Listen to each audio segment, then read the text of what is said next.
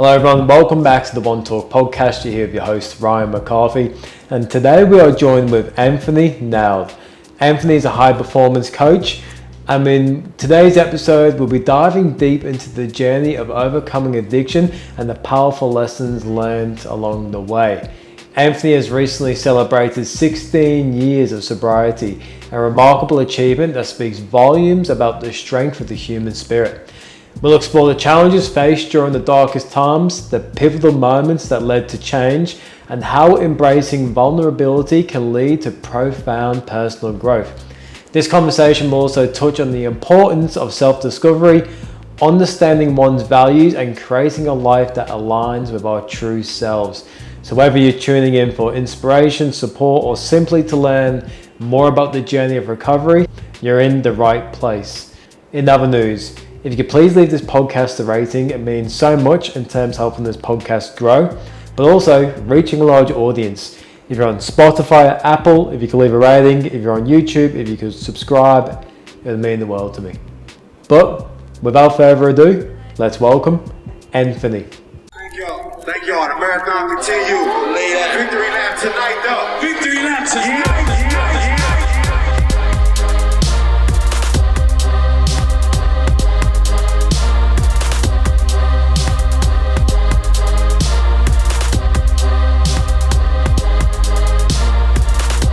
Welcome to the OneTalk Podcast with Ryan McCarthy.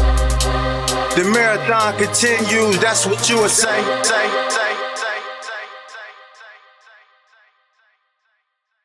Welcome to the OneTalk Podcast, Anthony Noud. How are you? Very well, mate. Thank you for having me. Thank you for coming on. This has been something in the work for a couple of years now. It's really good to finally meet you in person and be here today. Absolutely. Thank you for having me, man. Yeah, keen to be here. And the things I want to get into, man, because your story, it's super inspirational, because I believe you just become 16 years clean. Correct. Mate, what an accomplishment. Thank you. Yeah, because, overcoming addiction is not an easy feat. But I always find the things that you take on with you, with the lessons that you get, especially the characteristics that you build, can really set you up for success in life and to really help you navigate into your own potential. Mm-hmm. But before we get into the other side of addiction, I want to start with your story, where it began, how drugs entered your life, and maybe what's some of the things that happened early on that may have pushed you into the direction of pursuing addiction. Sure. Mate, it's a great question. What kind of got me into it in the first place? It's interesting, right? Because you do a lot of work on myself and done all different modalities and, psychotherapies and kind of inner work, I guess. And I can come up with 20 different reasons, or more, and they all make sense and they all land. But I think the core of it was, as a child growing up, I didn't realize it, but I felt kind of uncomfortable in my own skin. Most people externally may not have known or picked that, but I don't know. I just felt like there was something kind of flawed within myself and who I was, and I just remember initially smoking pot at 13 years old for the first time. And I think it was just a curiosity for that. I just wanted to see what it was all about. And the cool kids were doing it and the older kids were doing it. And just smoking pot for the first time, and just the best way I can describe it, man, is like the lights came on inside and I just went, oh my God, where has this been my whole life? Yeah. I feel comfortable in my skin for the first time ever. Yeah. And I felt a sense of peace and my head quietened down. And honestly, the best way, the most logical thought I had was, why isn't everyone doing this all the time? Yeah. Because it just feels great to feel comfortable, Yeah, I remember that as well when I first started smoking weed, because I didn't even know what weed was when I first did it. I just got offered it by a friend. Yeah. It was the first time where I felt the chaos just quieted in my own head, in my own life. It just peace came. It's why is not everyone else doing it? Because I didn't understand of what it actually was or what the potential harms were. I was just this thing's awesome. Yeah. But, if you're a bit oblivious, you don't really know, do you? Totally. And I think when it's such a powerful kind of change in your state for your mind to quieten and to feel calm and present and just comfortable, I knew there were risks. Yeah, people told me not to take drugs. I knew it wasn't the right thing to do, but it was hard to deny how good it felt inside. So I guess from there began to progress. I started smoking pot, more regularly and pretty quickly daily. And then that progressed to other drugs like speed, I think was probably the next drug I tried, and just really enjoyed that too. Yeah. If I'm honest, first time having speed was like, wow, I just feel great and more confidence and socially, and just, again, at the start it was really fun, and it actually made me feel a lot better inside myself. From there, I guess it got harder. Started using heroin at about 15 years old for the first time. Tried heroin, and that was really something that kind of made me feel good. At first, it was kind of like, it's difficult to describe if you've never done that or tried that, but it was just like every worry I ever had was instantly gone.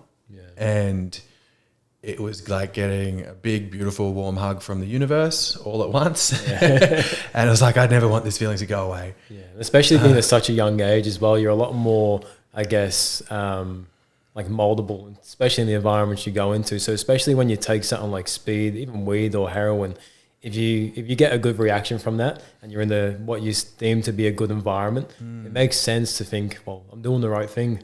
Well, yeah, I mean, I guess I knew it wasn't right. And for me, the environment that I kind of tried that in, I could see the effect that it had. Like I was introduced to kind of, I guess, the scene and a lot of the lifestyle before I started using the hard drugs. So I saw what it did to people. And I was aware of that. And there was still that little part inside of me that was like, yeah, but you're going to be different, and you're just going to try it, and it's okay, and you're not going to be like them. You're not going to turn out to be a junkie. Like, find all these stories to tell yourself to keep enabling your actions. Denial, right? And it's like one of the main characteristics of those with addiction is just like, we don't even know I am lying to myself. Right? It's powerful. And so, that kind of started and progressed, and mate, after that, like once IV use of hard drugs like that, pretty quickly it just turned, for me, just kind of turned into more a lifestyle. And so it became more important than like the social things that were keeping me, I guess, out of that, like sport. I was playing footy pretty well and rep footy before that, but as soon as the kind of hard drugs came in, I was like, I don't have time for that. And so my life started to get, I guess, a bit more kind of isolated and drug lifestyle focused. School obviously took a back seat. I mean, I still got through school, but I don't know how, but again, using was probably my main, was my main goal of every day. And then it just, as soon as the kind of structure of school finished, it really kind of spiraled out of control. The people around you at the time, especially like close friends and family, did they start to see a change within you when you started to use drugs, or was it more so a little bit further down the road when it started to get a bit more hardcore? Initially, it was quite secretive, obviously. And so loved ones, family, and then close friends. I mean, close friends at the time were doing it with me as well, and my circle kind of quickly shaped into people that were using too. And the truth is, mate, those early years were pretty fun. And those early years, well, I wouldn't call them harmless. That like I wasn't like ruining my life. It was the early stages of that, but that wasn't obvious.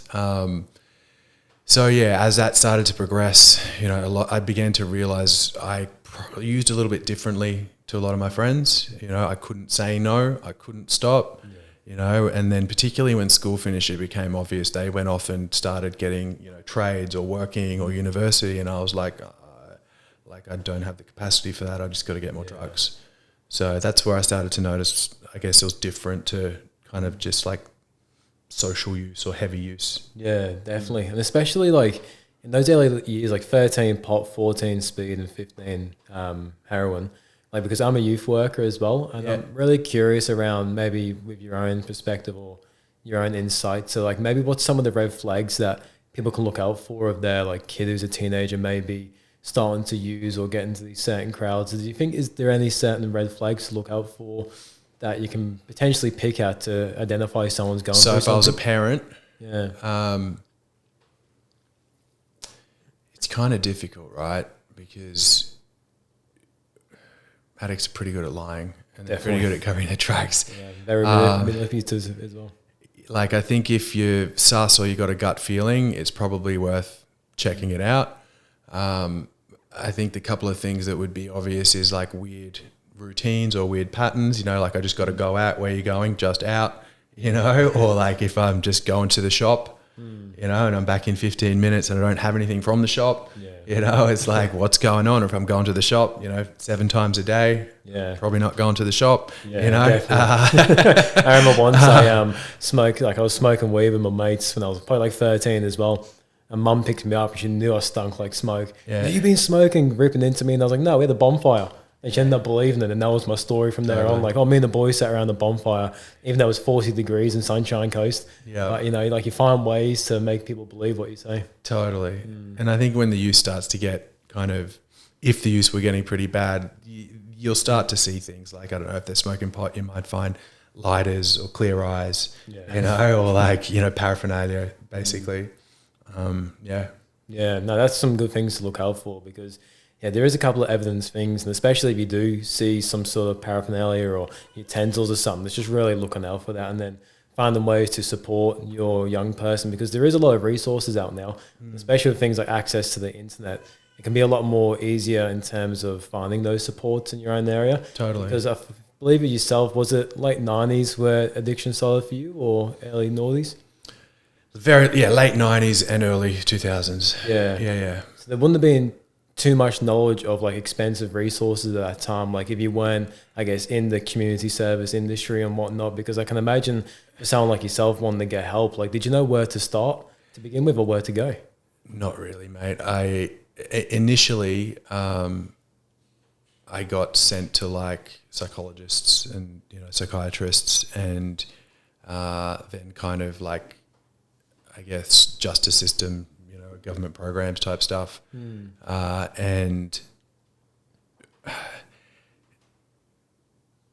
I think, look, to tell you the truth, maybe they had something of value for me, but the mindset I was in, I wasn't wanting to stop. I was there because I was being told to be, or I was there because, the court forced me, or whatever it was.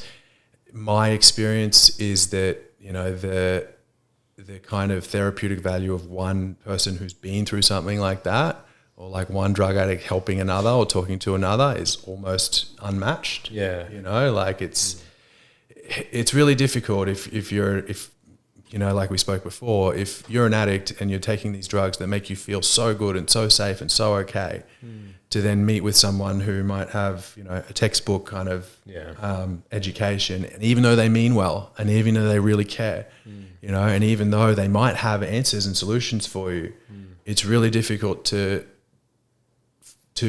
take that advice or heed that advice from someone who doesn't actually get what it's like, to say, I know I don't want to use, like I know for me, I often say is like, there's so many times in my using where I reckon if you put me on a lie detector test, a polygraph, and said, do you want to stop?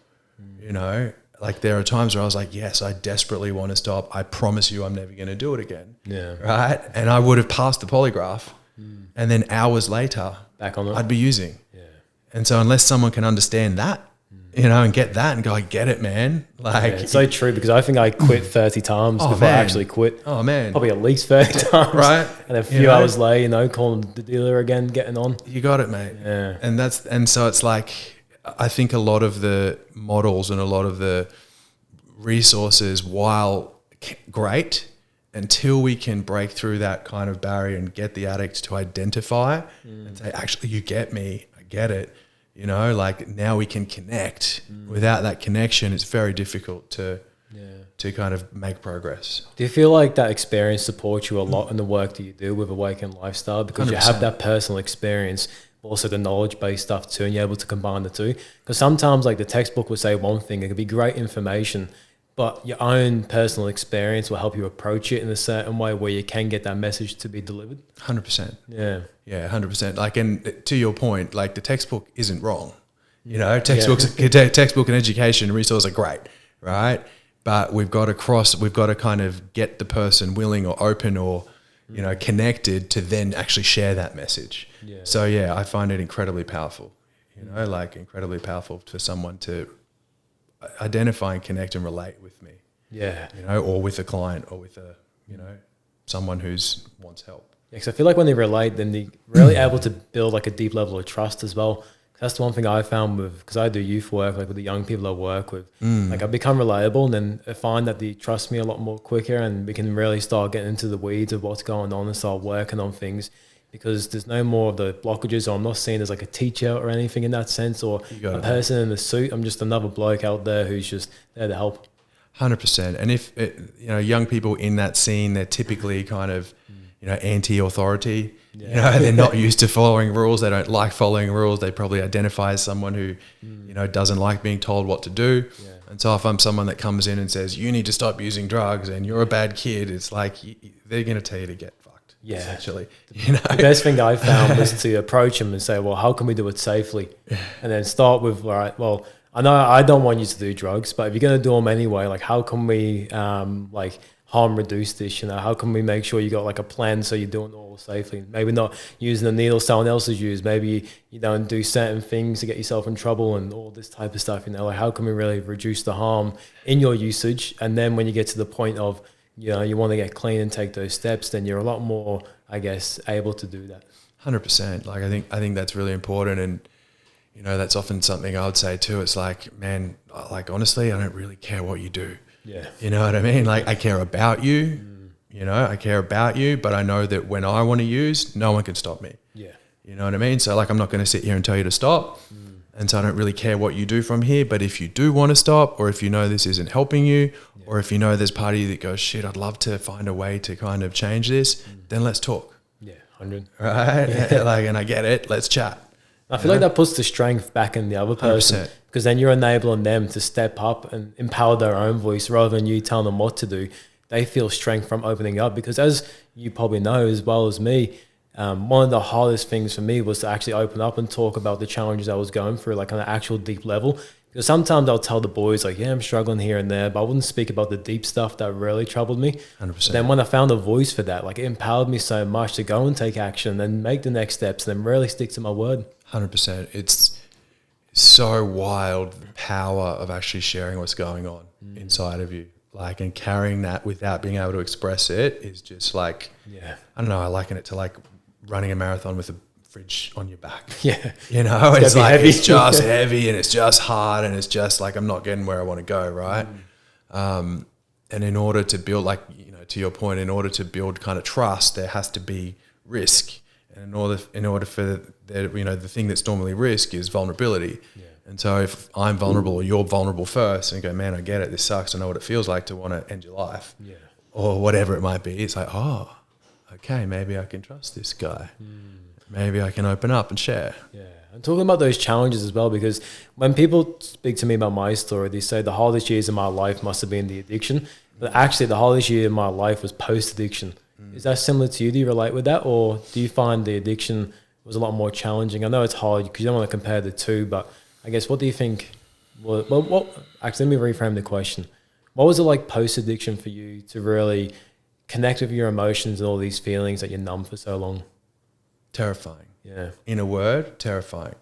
Because I'd used from a young age and I'd use every day for such a young age, I didn't develop or know that stuff. Like I had no real experience, with a lot of those emotions. And like, even I remember getting out of a detox center once, and walking out the front door, and like literally the colors were brighter. Literally the flowers were, first of all, I saw the flowers, and then they were, the pinks were pinker and the greens were greener, and the sun was shinier, and it terrified me, to tell you the truth. Like, it terrified me. I just went, whoa, this is so overwhelming. I don't even know how to process this. Well. Got in a cab, went straight to Anala, scored, because I just couldn't handle it. So to answer your question, that initial, like, all the emotions and feelings that come up were, initially terrifying, and that first kind of probably year or so was, really, really difficult. Because I find, like, especially the age of 13, that's where you really to start to develop of a consciousness of your own emotions, like where you become really more in tune with yourself and how you feel. And then at 13 to completely just numb it all with drugs straight away. And then because how old were you when you decided to make the steps to become clean? When I got clean, like, you know, this time, I guess, I was 24. So from 13 to 24, Yeah. like at 24 years old, trying to regulate all the emotions that you never taught yourself or no one Totally. taught yourself how to do. It's like now being 24, out in the world, fresh, overstimulated. It's like, what steps did you take to begin with to start, I guess, coping with this new realm of reality? Really good question. At first, I just remember being so incredibly overwhelmed with, I guess, life and just daily stuff. Like, I mean, like handing in a settling form at the time, you know, or like leaving the house, right? Like going out in public, looking people in the eye, like that stuff was kind of terrifying. And I think I'm thankful I really quickly got quite obsessed with exercise and fitness. I was really overweight. And so what I noticed is if I exercised, I felt a little bit better afterward. You know, I also joined community kind of recovery groups, and I noticed when I attended them, I felt a little bit of relief as well, like in that sharing and connection and stuff like that, and just identification. And so that kind of helped. And then I would spend, you know, hours watching TV because I couldn't sleep for a long time either. So I was just Insomnia. like, I was like watching TV, and then I was like going for runs at 2 a.m, and then I'd be exercising 2 or 3 times a day, and then obsessively learning about that stuff. And to be honest, I was quite insane. It was all a bit of a blur, but having to face it and then getting people in my corner that I could share with and go, man, my head is really loud. Like I'm sitting here walking down the street and my mind's telling me that I'm worried about what that person over there is thinking about me, you know, and what that means, and like just like fully peeking out. What I now know is like full-blown anxiety, you know, and mild paranoia. I didn't know it at the time. I was just like, my head is just so loud. And I guess being able to share that with others who had been through it, and them say, yeah, man, that's a thing. Like give yourself some time, you know, try some meditation, you know, try some things that'll slow you down, like do some like introducing, I guess, techniques initially. Especially with meditation, what was your perspective before it? Because before I found meditation, I thought it was woo-woo, and I thought it was like a certain demographic of people that did it, and I had a really bad mindset around it before I really, I guess, started to step into attempting more habits that really helped me. But then when I did meditation for the first time and breath work, I was like, wait, there's actually something really to this. Like, what was your experience like getting into meditation? Because especially with the head noise, the insomnia, potentially overthinking, intrusive thoughts as well. I can imagine getting into meditation to begin with would have been super challenging to try and calm the mind or to try and sit with the mind. Totally. What was that like? Totally. So same thing, mate. I just thought it was, I just remember that many people saying, maybe you should try yoga. Maybe you should do this breathing technique. Maybe you should do meditation. I was just like, man, you fucking kidding me? Like, I just want heroin. Yeah. Like you can keep your yoga, you know what I mean? Like you can keep your breathing. Like that's rubbish. And then I guess, you know, once I was committed to staying clean, I went, okay, I need some techniques. Actually, I just had the thought, I remember someone telling me chamomile tea will help chill you out. And I went and bought like, I don't know, a kilo or half a kilo of chamomile tea, and I put it in a pot and I boiled it up for like 5 hours and made this extreme concentrate, and it was awful and it didn't really work. And so I didn't do that again, but I began looking for these things. And so meditation, I remember a couple of key times listening to like a guided meditation and my head just getting those couple of seconds of peace, you know, and those couple seconds of silence, and coming out of it and being like, oh wow, I feel kind of grounded and kind of peaceful. There's something in that. And then, you know, like I believe also, you know, having been through addiction and having that type of access to that extra gear that a lot of people don't is also a superpower when used healthily. So I just kind of turned it on that. I was like, well, I want more of this. So now I'm going to go hard on meditation and yoga and breath work and whatever it might be. Yeah, because especially being an addict as well, like you'll do anything to score. 100%. And that's, you put the nail on the head there where you said you can use some of those traits for positive. So for me, I use the trait of if I can do anything to somehow find to get on, I can do the exact same thing with maybe finding peace of my mind or calmness or wellness in any type of sense. So I was just exploring so many different types of things, put myself in so many different worlds to try and figure out something that I can latch onto to really help me. You got it, man. But in pursuing, I guess we may call it self-help or self-development or personal development, there has to be resilience in that because you're constantly trying to pursue different things till you find the one thing that truly works. So for yourself to have the resilience to continue with the journey of self-improvement, was there a certain story you told yourself to stay on that path rather than divert back to the old path?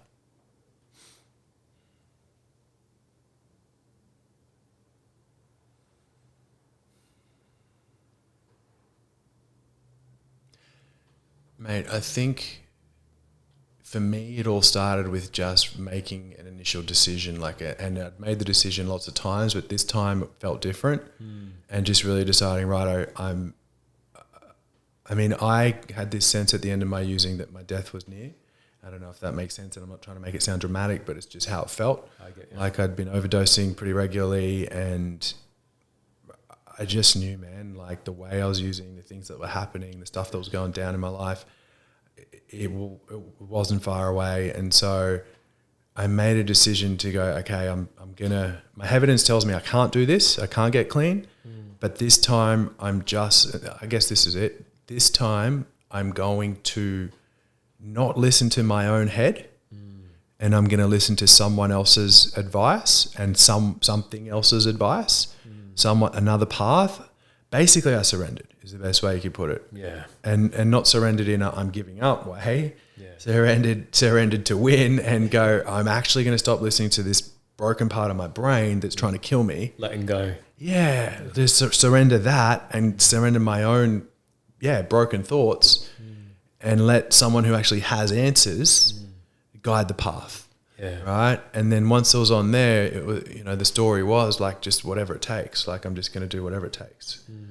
And that was really beneficial for a number of years. Yeah. And I think that resonates with my next question I got in mind as well, because the next question is a lot of people, when they come from the other side of a dark patch in their life and start to experience, I guess, more light in their life and things are going good, things are going positive, they can then have thoughts creep in of like, well, this can't last for long.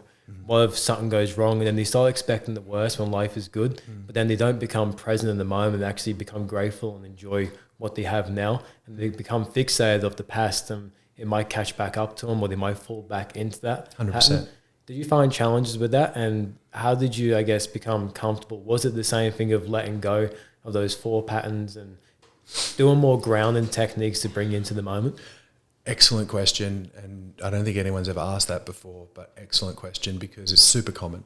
If you've lived a life where everything does go wrong all the time, like it's only natural to expect it to still go wrong. Yep. And for me, I lived outside of my value system, or I had a dysfunctional value system for a long time. And so I thought I was a bad person. And so in some ways I thought it deserved bad stuff to happen to me.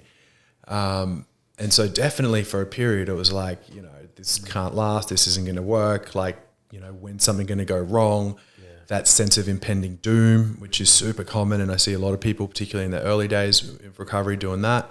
Yeah. How do I overcome it? I think a couple of things. One is if I kept doing the things that I was doing, stuff would have gone bad. Yeah. Right? Yeah. But if I start doing, the right things, or I start living in line with my values, I start being, a positive influence on the planet, right? And then really, really importantly, if I clean up my past to the best of my ability, so I work through, the reasons why I thought I was defective, work through, the stuff that happened in the addiction, and start, again, living a life where I can sleep straight at night and look in the mirror. Over time, you start to go, oh, good things happen and life gets better. And I remember someone saying to me, I can't remember where in my journey, but someone saying to me, they're like, dude, maybe you've had your hardest day. Maybe your hardest day is behind you, And if you keep doing the right thing, you're still going to have hard days, but moving forward, like maybe that's done now. Yeah. Yeah. And who knows if that's true or not, but it was really helpful in going, oh yeah, shifting the perspective and going, maybe there isn't going to be a bomb about to go off in my life. Yeah. And it's like, even if you do have a hard day now, think of the person you are now and the capabilities you have to handle those hard days, whether it's the determination, resilience, the strategies that you have, the tools, the environment that you have. The situation and person you are right now is a lot more capable than that person in the past.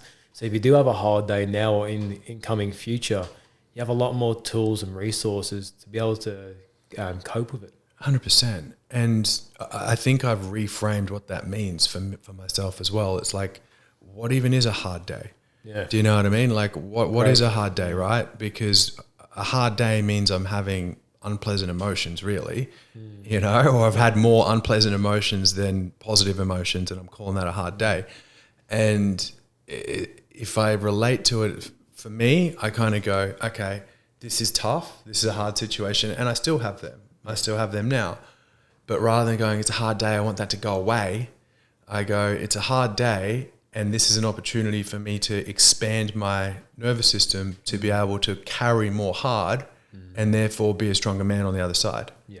Yeah. And that doesn't mean I go looking for hard days, but I'll search for because that's insane. But when it shows up, and again, if I'm on the right path and I'm in alignment, it's like, this is part of the deal, right? Like, this is part of this is the path, man. Like, does that make sense? Yeah, it makes complete sense. And I love how you said that as well, because I find, especially with myself, I'll speak about me, when it comes to finding peace, I used to think that I had to force peace into my life and find ways like sit like, all right, peace, stop thoughts. Yeah. Then I realized, no, in order to get to peace, you have to master the chaos. That's exactly what you were talking about before. All the work you do within here, all the things that you do externally and internally. As soon as you start mastering the chaos, peace is on the other side of that. And then totally. And that's when you can really, really step into it. 100%. I love that, man. I love that. Mastering the chaos, and also like getting rid of the things that are bringing you, chaos or, anything other than peace. Yeah, definitely. Like that's so many people miss that. They're like, oh, I don't have peace. I'm constantly anxious. I'm constantly stressed. It's like, okay, well, what are the things in your life that are causing that? Yeah. Oh, my relationship, my job, my this, my that. Okay, great, right? Like, well, like how much of that needs to be changed? How much of that isn't right for you? Yeah. And that's the thing. A lot of people know it, but until they vocalize it, that's when the real change happens, because the difference between thinking something and speaking something, it can still be the same words, but it can give things different meanings.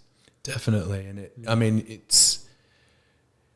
I was sitting with someone yesterday who admitted some stuff, and when we admit that stuff and share it, it becomes real often. When it's in your head, like you said, it's just a thought. But when I go, oh man, this is what's really happening, it's sobering, and it's like, oh, I just said that, now it's real. Hopefully now I'll do something about it. Yeah, definitely. And because especially with the work you do now, you're doing really awesome work and helping people. But at the start of it, when did you know, I guess, your purpose or mission was to give back and help people, maybe in similar positions to you, or maybe people that may relate, or in any type of realm? When did you know it was time to use your own experience and start acquiring knowledge to help other people? Yeah, man, good question. For me, it's all about kind of being in alignment and living with, aligned to what's right for me. And honestly, man, I just keep following the next right thing is the best way I can put it. It started on my own journey, getting clean and then getting fit and losing weight, and then moving into the fitness industry, and then moving into kind of the dieting, nutrition industry, and then the coaching industry. And it's just like following the breadcrumbs, like I didn't plan to be doing what I do now. I didn't sit down and go, in 10 years, I'm going to be a coach and have this business and do these things. I just kind of started where I was and did the next thing that felt in alignment for me.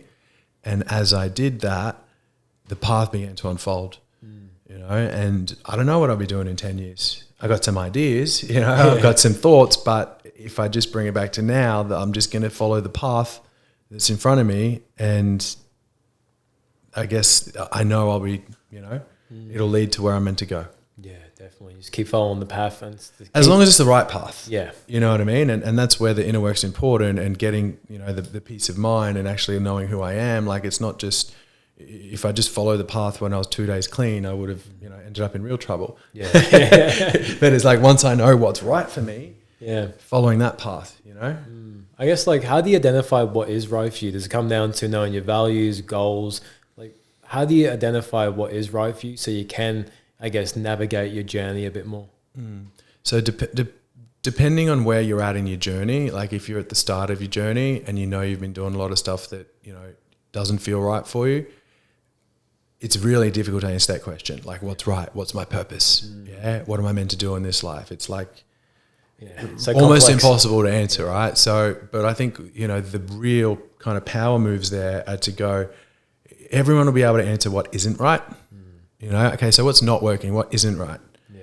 Cut that out for starters. Stop doing that. Let go of that. Yeah. If you do that, you're going to create space for something new. You know, that's when we then introduce that stuff you're saying, like, understand who I am. What are my values? What do I stand for? In my, you know, in our modality, like, getting connected to something that's beyond my mind or my ego, you know, and beyond my body, which just has these feelings and fears, like, and connection to some sort of, you know, purpose, power greater than myself, universe, I don't care what you want to call it, pot plant, I often say, like, just getting connected to a sense of spirit. And I don't mean sitting on a mountaintop, and I don't mean religion. You know, what I mean when I say spirit is like, you know, you go to a concert, you get goosebumps and you move to tears by some music. Like, that's your spirit. You know what I mean? Seeing someone on the side of the road and that part of you that goes, oh, I should probably help that person. That's your spirit. I've never heard it like that before, and I love it. You know? Like, where you just, like, your body and soul just knows in the moment, like goosebumps, hairs in the back of your neck. You got it. Euphoric feeling in the moment. You got it can feel like that. This is right for me. That's my spirit, you know, speaking to me. And so it's going like, what's that asking of me? And the mind doesn't like it because there's no 5-step plan, you know, and there's no strategy, right? But the beautiful thing is too, it's incredibly simple. Like, I just know it's right to come here and talk to Ryan today. You know, and it's good too, because it feels like there is a flow to it. So 100%. you're not restricted by certain boundaries. It's like there's a flow to it. It's endless, and you can kind of just be in and out in it. Does that make sense? Like, it's, 100%. It's infinite, literally. Infinite. And it constantly evolves too, because as we evolve, that evolves as well. 100%. Because, you know, that concert that you really love may turn into a comedy show, or then it may turn into going to see a play. Like, there's so many different things it can evolve into depending on your interest. Well, what is it about that moment? You know, do I feel connection? Do I feel love? Do I feel inspired? Okay, great. What do I feel called to connect with? What do I feel called to, you know, experience love with? What do I feel called to, you know, do with this inspiration? It's listening to that. Yeah. What's some of the things in your life, if you open to share, that give you that sense of feeling of connection? Like that goosebumps feeling you're talking about? Oh, mate, honestly, it can be anything. Like, it can be doing a really, you know, hard day at work, quote unquote, and, you know, locking up the office and walking out and just being like, this is what I'm meant to be doing, and just being overwhelmed with gratitude and joy, and just like, you know, walking out. It can be sunrise. It can be, you know, my son and my daughter running into my hands and giving me a cuddle. You know, so that's kind of the love connection. I get a lot of it in solitude, for me, taking time on my own. And I think as men, we need to learn, particularly men, need to learn how to sit with themselves and sit with their emotions and take time solo, ideally in nature. That can bring me a lot of clarity and a lot of connection, or always does.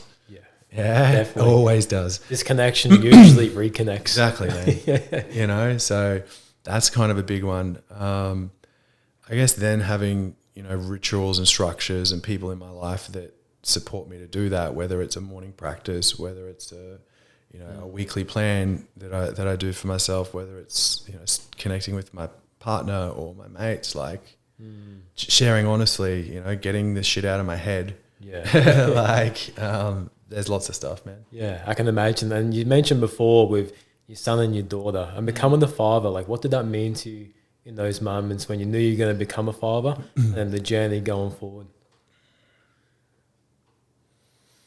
Initially, man, if I'm honest, it really frightened me. Yeah. I didn't feel equipped to do that. And I think doing the work that, I do and we do, you get a real understanding and sometimes perhaps an unhealthy insight into how much, childhood shapes people. Yeah.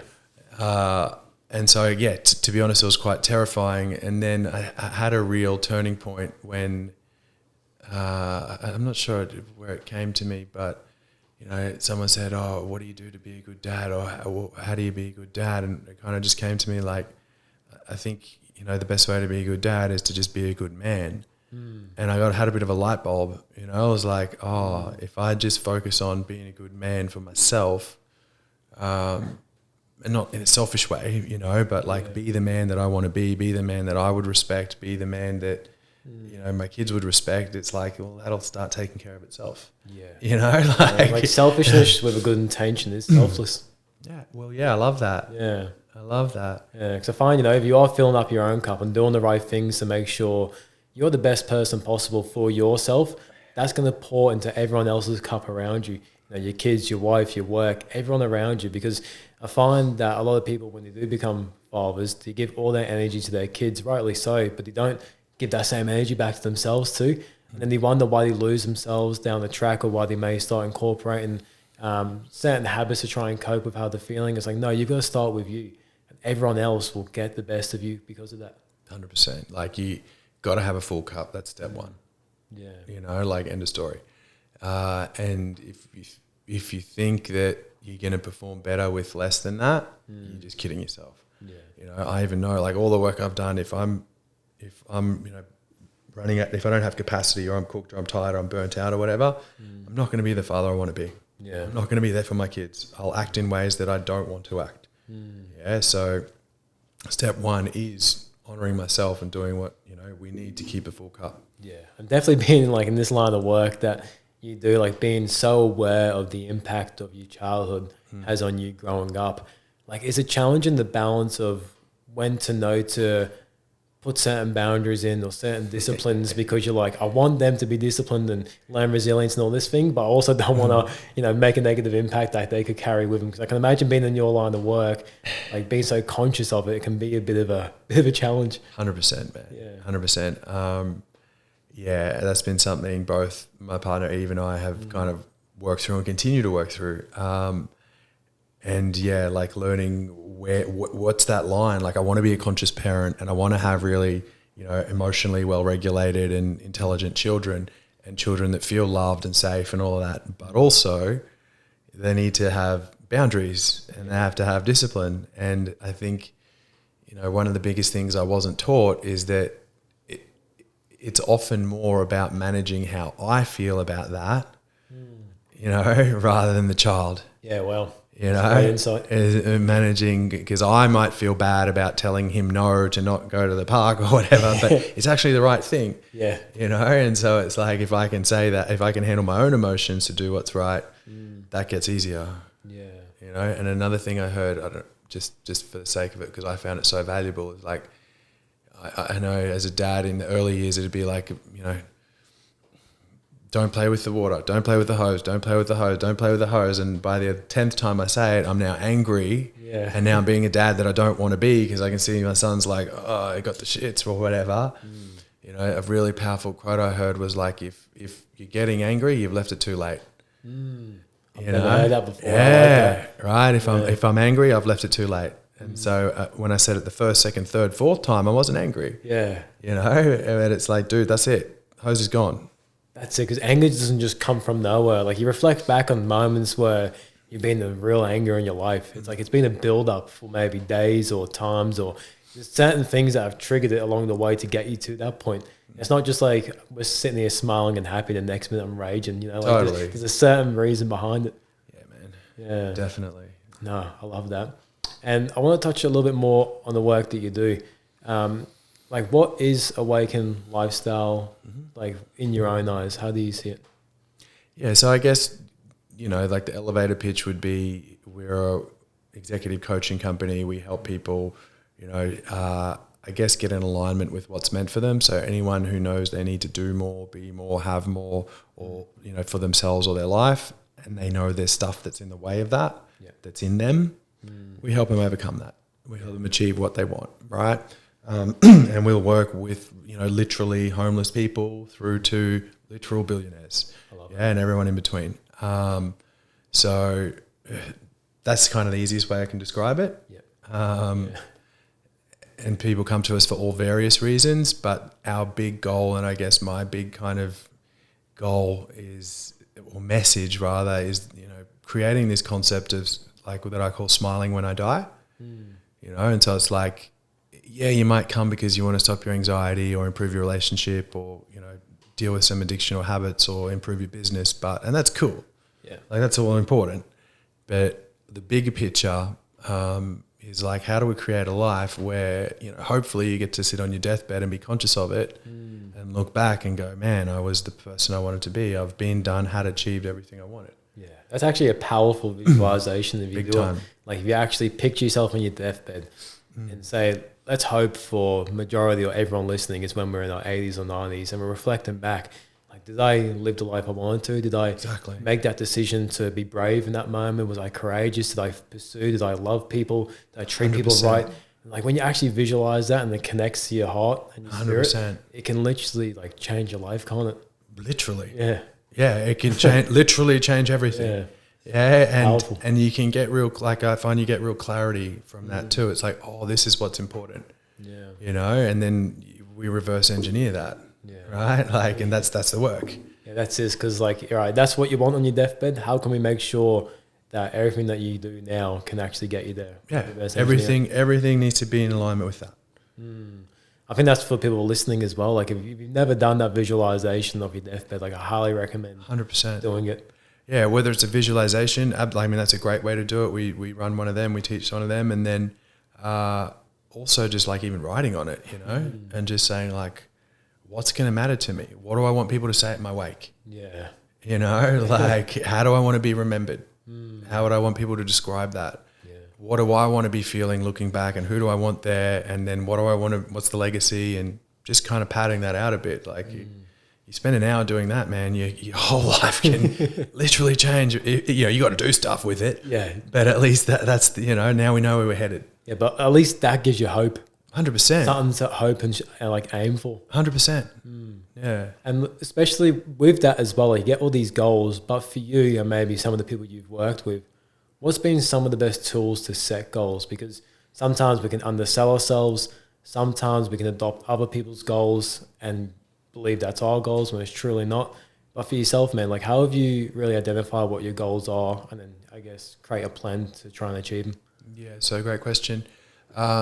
Again, it's reverse engineered from that smiling when I die, right? Like that's the big goal.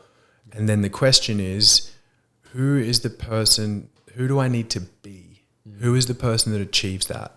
Most people, when they set goals around what they need to do, right? I need to lose weight, or I want to, you know, get fit, or I want to, you know, make X amount of money. Fine, there's nothing wrong with that. But the focus that, or the approach that we often take is going, who's the person that actually just does that as part of their life? Right? Who's the person that is fit, is healthy, loses the weight, makes the money, whatever it is you want, has the relationship? Like, what do they do? How do they identify? What do they believe in? What do they value? Super important. Yeah, like what are their values, and what are the values you might need and principles you might need to apply in order to do the things that person does. You know, I've probably got one or not one, there's two or three original quotes, original ideas of my own, right? Honestly, I throw out shit all day long, but there's two or three that are actually original. All the rest I learned from someone else. But one of my original ones is like, be the person who does the things that the person who has the things does, right? And it's a bit of a mouthful, but it's like, be the person who does the things that the person who has the things does. Live it now. You know? Well, yeah, if like be, that be is the most important word there. Like be means I show up, I identify, I am this person who does all the things that the person that has the stuff that I want does. is incredibly simple, man. Yeah. You know, Definitely. it's not easy, but it's really simple. But can also simplify decision making. Yeah. Because let's just say an example is someone wants to lose weight and they're sitting there, they would love this big juicy donut. 100%. But also there's the balance of it where there's maybe eggs and steak that they could have as well. And it's like, all right, well, I'd love this donut, but I know the eggs and steak will serve me better for what my goals are. 100%. And like, what would the best version of me do? That's it. Yeah. What does the best version of me do? What would that guy on the deathbed do? What would the guy in the visualization do? Yeah. Right? If I do that 9 out of 10 times, you got a pretty high chance of actually becoming him or her. Yeah. And then like we said before with the hard days, like you're not going to experience less of them because you're aligned with what you're trying to aim for in life. Well, yeah, I mean, hopefully you experience less suffering, you know what I mean? Like less self-created suffering, but you know, life's all of us. Yeah. We're all getting, you know, everyone's got their stuff, you know? And so, yeah, it's like even there, it's not about creating a life that isn't hard. Like, what does the best version of me do? You know, what is the person, how do they deal with the hardship? In the good and the bad. 100%. You know, and then like when I do that, like it's funny, like I don't really easy flowing, incredible days feel good. Yeah. But when you work through hard stuff and overcome tough stuff and that's when I feel really proud of myself. You know what I mean? Like like a day on the beach with, you know, reading a book and whatever is beautiful and it's nice and there's pleasure and there's joy in that, you know, enjoyment. But when I, you know, work through a tough problem or overcome something hard, like that's when I go, oh man, like I really respect myself. Yeah, you know, because like the grit as well, you respect yourself because of that. But I find that happiness is an extension of being proud too. So when you do something that makes you proud, like overcoming something challenging or getting your head down, doing some work and coming out the other side of it, like happiness will be an extension of that too. Yeah. So like there's so many different realms of happiness that we can access. One is the wholesome one, like you said, reading the book on the beach. The next one can be putting your head down, bit of grit, getting through some hard stuff. And on the other end of that, you're proud, but then happiness is the extension of that. Well, yeah, you feel all sorts of pleasant emotions on the other side of that, right? Yeah. You're proud of yourself, you earn your own trust, you earn your own respect, you feel self-love, you know, you then get more confident, you know. Especially as a man, you feel capable. 100%. You feel capable, you feel useful, you feel purposeful. It's like all of these emotions and start to bubble up, you know, and if you do that regularly, that becomes part of who you are. Yeah. You know, and then you're seeking your dopamine or your hits or, you know, your sense of self or whatever in that healthy stuff rather than drugs, video games, you know, food, sex, porn, shopping, whatever it might be. Yeah, definitely. Yeah. Awesome, man. I'd love to, before we finish up, we got a community Q&A from the community of Instagram. Awesome, man. So I'll read them one by one, but the first one is, what are you most proud of?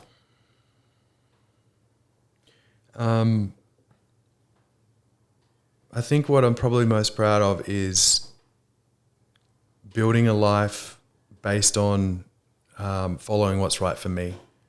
You know, so sometimes it's easy to follow a path that someone else has led or given or, you know, proposed it. Yeah, I think just listening to my own heart and my own spirit and, you know, following that as often as I can and creating a life as a result, you know, that I'm happy with as a result. I love that. Probably most proud of, man. Awesome. Our next one is, how do you overcome self-doubt? Honestly, man, I think the game changer for me was realizing that a lot of the time self-doubt is appropriate and self-doubt's okay. Like if I'm stretching my comfort zone, I should feel uncomfortable. Yeah. If I'm doing stuff that's new, I should feel a little bit afraid. And so kind of going, in a lot of instances, that self-doubt's appropriate. The only way though you actually overcome it long-term and, you know, things that, like I said, I was scared to leave the house. Right, sitting at home being scared to leave the house, I was never going to go overcome the self-doubt. Right, I love Alex Hormozy has that quote. You know, we overcome imposter syndrome or self-doubt by building a stack of evidence to say that I'm the person that I say I am. Yeah. Right, and so that's how you do it. I like how you said that too. Like self-doubt can sometimes be appropriate. 100%. So I think sometimes when we feel something that can weigh us down, like self-doubt, we can just look at it as a negative. But we have the perspective, like there's pros and cons to it. Is what you do with it. Dude, you asked me to go play, you know, the center court at Wimbledon today, Yeah. right? He's saying, you got to go play today. Like, I should have really high levels of self-doubt. Yeah. That would be super appropriate, right? I'm not a champion tennis player, you know, like, and so if I want to get good at it, then I've got to do the stuff that would make me lose the self-doubt. And that self-doubt is what really strives for you to become better. Can do if you use it healthily, absolutely. Like if you use those, you know, like there's a book, I think it's called, you know, the path is the way, I think it is. But if you, instead of being a negative that I need to run away from or get rid of, if I can turn and face it and move through it, it's going to make me the person that I'm meant to be. Yeah. So it's actually part of the work. Yeah. It's a good thing, you know? Yeah, definitely. Our next one is, what do you think is the most underrated life lesson?